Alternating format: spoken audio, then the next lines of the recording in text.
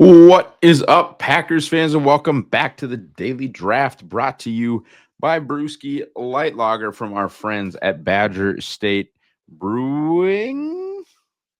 Right there, Badger State Brewing, in beautiful Green Bay, Wisconsin, just minutes away from Lambeau Field and very, very close to where they are setting up the draft stage. Go see my boys at Badger State and tell them Ross Uglem and Packer Report sent you. That's who I am. I am Ross Uglem, the publisher of Packer Report. Today, it is mock draft Monday for the final time. And no, I will not do a 2026 mock draft on Monday. This is it. This is the last one. It's a little emotional. We're here. As Brian Gutekunst is known to say, the hay is in the barn. The hay is indeed in the barn, and it is mock draft Monday for the final time, which means we're going to kick it old school. We're going to go full PFF, and I understand that the haters are there. I get it. But PFF dropped a 7-round mock, and I was going to use Jordan Reed's or Dane Brugler's, but I cheated and I already did them. And, we like to keep it 100, again, as the kids say here on the Daily Draft. So we try to do a draft that we haven't done yet, or draft that you guys haven't seen yet, and I haven't seen, and my reactions are in the moment and spontaneous, whatever. And I've seen Jordan's and I've seen Dane's. And they do a great job. Jordan Reed is awesome, friend of the show. Jordan's doing big things along with our buddy Ben Solak. They're doing amazing things. I don't have a relationship with Dane, but he just kills it every year. Friend of a friend. Dane's tight with Ben Fennell, but I already did those two. So we're going live here with PFF. Here we go. Once again, forever and always, I have not seen this mock. We're doing this at the same time. Boy, a lot of analysts were after this one. Shamar Stewart, we love that. We love that. Some Packers fans won't love that. I do. I think he's a top 10 talent. I think he was asked. I don't think he can't pass rush. I think he wasn't asked to pass rush. I would challenge folks that think he can't pass rush to go watch the games and watch what A&M actually asks him to do. I'm not saying he's a perfect prospect. If he were more productive with his abilities, he'd be a top 5 pick. I mean, he would. He'd get picked right after Abdul Carter. There's a reason he's available at 23. I think it's a foolish reason, and I'm really, really excited with what could be done with Shamar Stewart. I think he's a top 10 talent in this class. Round 2. Trey Harris, I could see that. That would not be like a super, super exciting thing.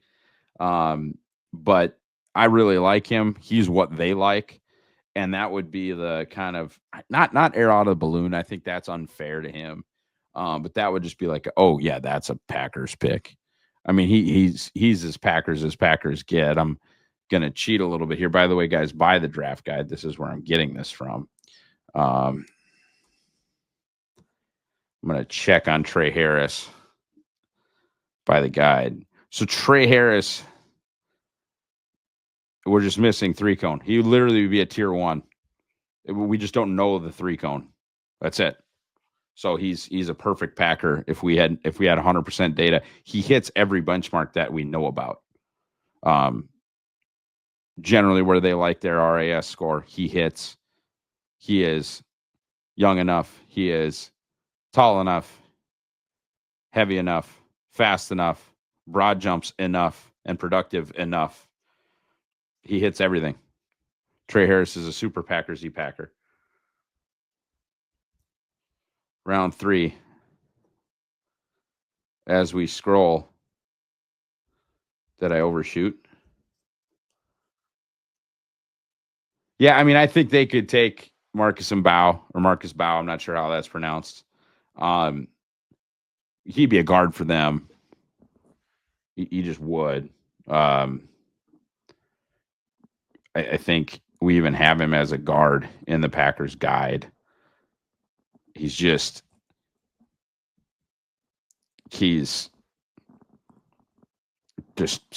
303. Like, I don't know. I mean, maybe he could play tackle for him. I don't know. I don't think they think he has the length. And I don't, like, they play a short tackle now, but to me, he's a He's a guard.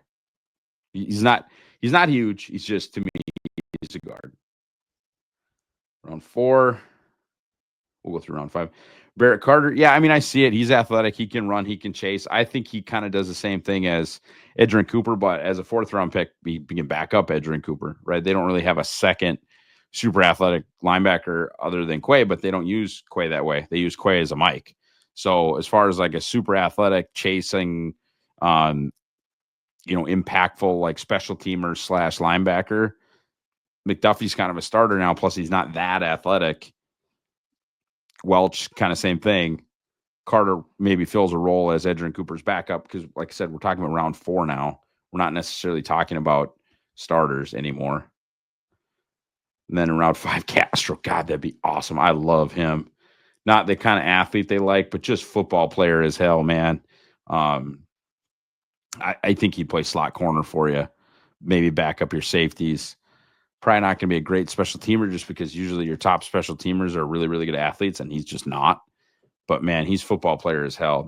This Sebastian Castro in round 5 would remind me a lot of the Enagbare pick, just because like Kingsley's not some freakazoid athlete, but he's gonna get a second contract in the NFL. It might not be from the Green Bay Packers, but he's absolutely gonna get a second contract in the NFL.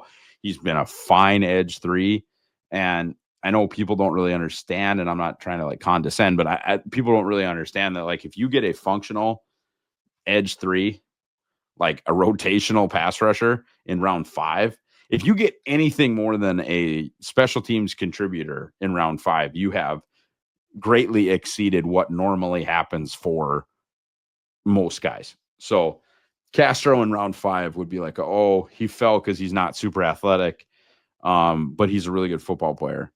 That's JJ Enagbare, Kingsley Enagbare, and that is Sebastian Castro at 5. So sticking with PFF, we're going to go back to Old Faithful. I'm going to bring up my big board. I'm not going to show it to you just because I don't think it helps you guys. Oops, that's the fantasy one. That's my bad, guys. It's my bad. We're going to center everything out. We're going to go 5 rounds. You know what? Screw it. Let's go 7 rounds. We haven't done it yet. My top 300's done. Haven't ever done it here on Mock Draft Monday. It's the last one, baby. So we're going to go all 7 rounds.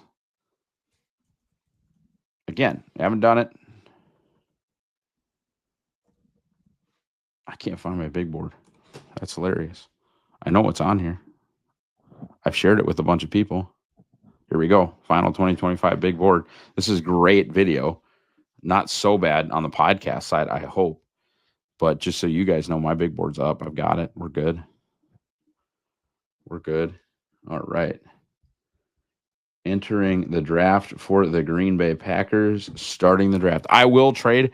I'm not going to force it. This is not going to be. This is a simulation. This is the last one. We don't have a offer. We being the Green Bay Packers here. No offer. Looks like this really hasn't shaken our way. Just because I don't love the guys that are available. Like I'm not taking Banks. I'm not taking Loveland. I'm not taking Hampton. Ross Uglem, would love to take James Pierce Jr.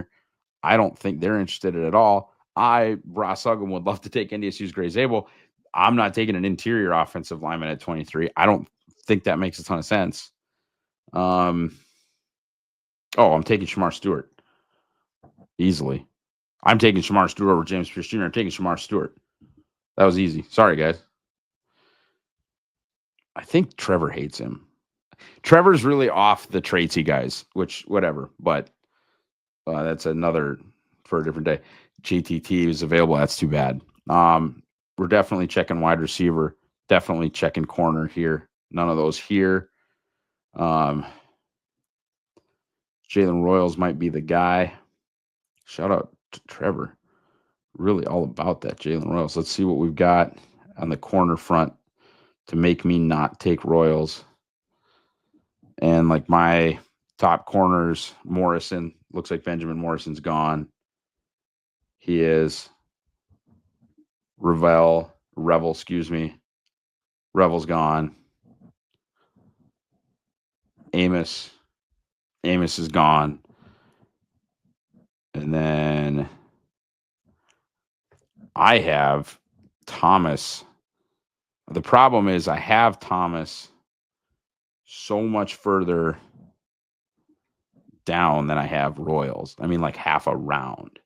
So I am compelled to take Jalen Royals, I think.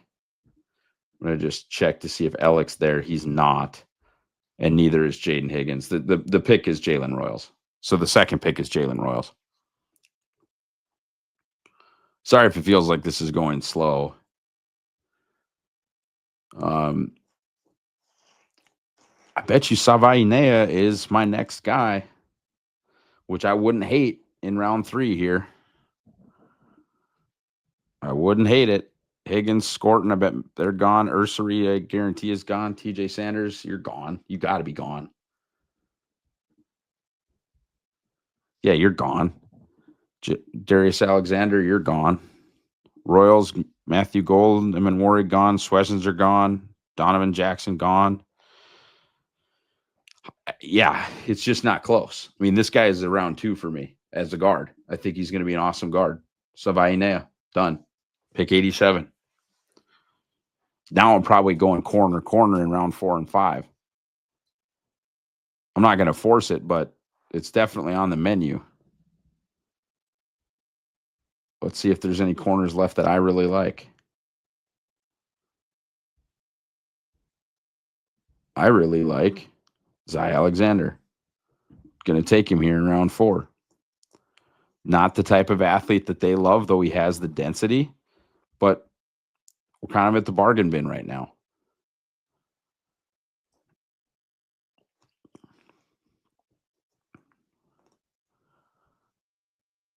I'm taking Mondin. I'll have to go over that pick, but he's a starting caliber linebacker, so I had to make that pick.